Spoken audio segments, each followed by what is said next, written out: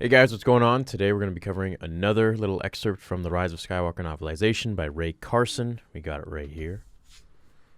And today we're going to go over something that actually changes something from episode 6. How I feel about it? Well, I'm kind of, yeah, I know. I'm a little sensitive when it comes to changing stuff of, the originals or the prequels. So let's read it and then we can talk about it. And I want to know what you guys think in the comments below about this. All right, so here we are at the bottom of page 210, and this is basically where Rey meets Palpatine for the first time, and he's trying to make her strike him down with all of her anger so that his Sith spirit lives in her. The Emperor said, I'm going to try to voice act it for you, at least the best as I can, just make it a little more fun. Come on. The time has come. As one, thousands of disciples fell to their knees, chanting something in a language Rey had never heard. Palpatine's eyes widened with zeal. With your anger, you will take my life, and you will ascend, as I did when I killed my master, Darth Plagueis. He grinned, showing great teeth and oozing red gums. Now, raise your saber and strike me down. Rey frowned. Luke had warned her about this. All you want is for me to hate, but I won't. Not even you.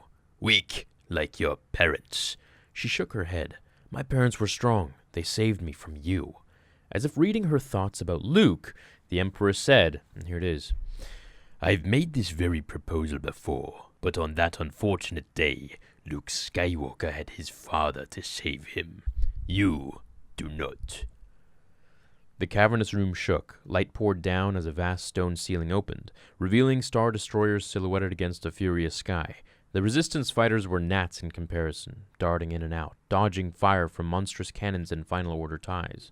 Explosions lit up the sky. Her friends were dying.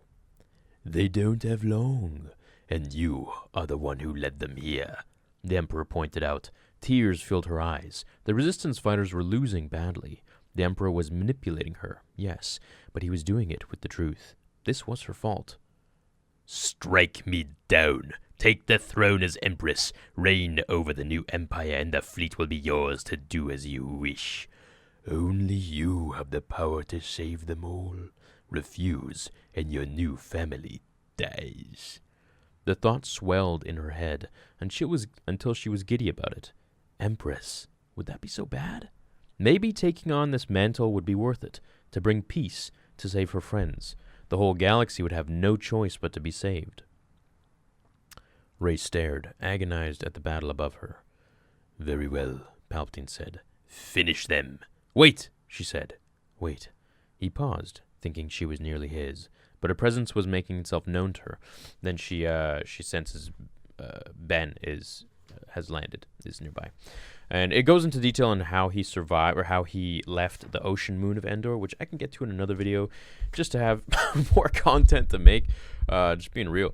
But also not to digress too far from this video, as we've already covered 2 points now. So, well, 3 points actually. It says, first of all, let's address the fact that Palpatine ascended by killing his master.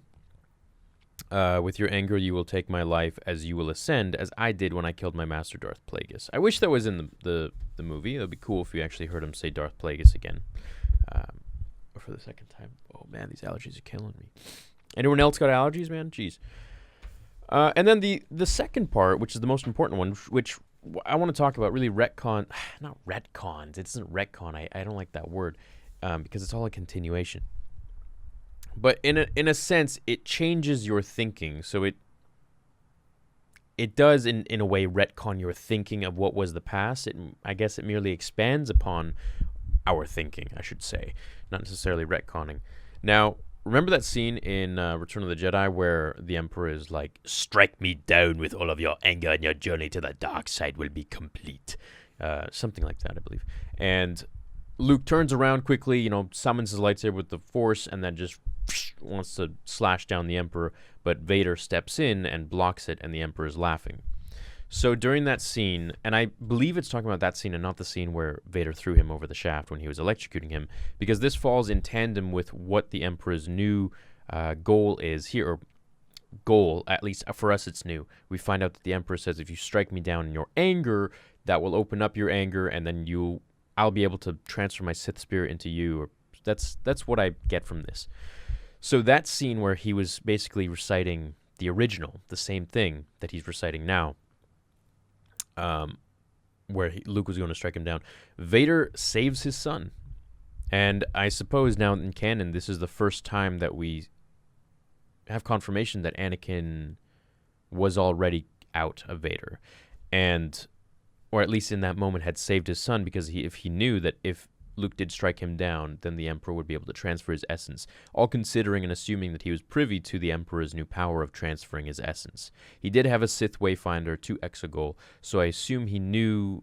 A lot of this is assumption based on what we're given here, but I assume he knew all about this Sith transfer stuff, Sith essence transfer, and perhaps that was how he could have brought Padme back, but of course it's impossible because she doesn't know the ways of the Force, and she would have to be alive to learn how to do that, and her spirit was done. She wasn't a Force user. So we got that out of the way, I suppose, and we know that this is the scene where Luke was going to strike him down, so in essence, I guess this is really the first moment where Luke saved his son.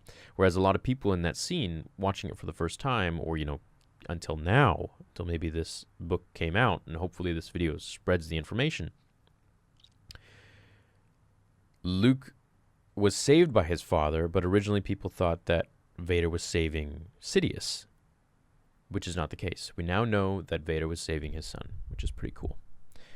Now, if Luke had struck him down, there's a bit of a issue I have with this, is I'm confused because I thought Palpatine needed tissue just like his own DNA, akin to his DNA, to be able to transfer his essence, right? That's why he wants Rey, because Rey is technically his daughter, because his son had Rey, and his son was just a clone. It was just a malfunctioned clone that looked different, and it was younger. So really, biologically, from a biological standpoint, organic tissue standpoint, Rey is his daughter. From a time standpoint, and if we want to get into, semantics, almost details, yeah, okay, it's his granddaughter, but not really.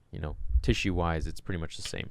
Now, that clone, which was his son, apparently was different, but I don't see how it could be any different than his own material. We're getting into biology here a little bit. I don't really understand it, so we would have to know more about that case. But this is pretty cool stuff.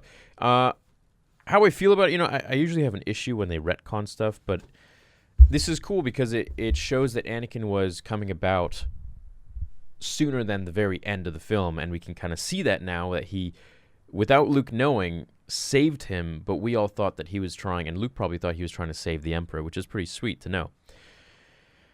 Now, it also says in the book that Palpatine knew for a couple of years that that Anakin was returning, and Vader was having this fluctuation between the light and dark, and so he had gone to Exegol, and he had or I don't know if he went to Exegol, but he had started creating ways to transfer his essence, just in case. It's a fail-safe plan if something were to happen.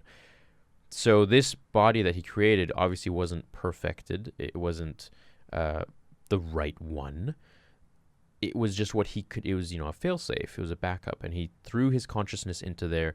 And before he hit the ground, it says before he hit the ground, he had thrown his essence. He had transferred his essence into that body and was locked in. It was trapped into this unfortunate clone, which was, more than a clone, less than a man, as Palpatine said.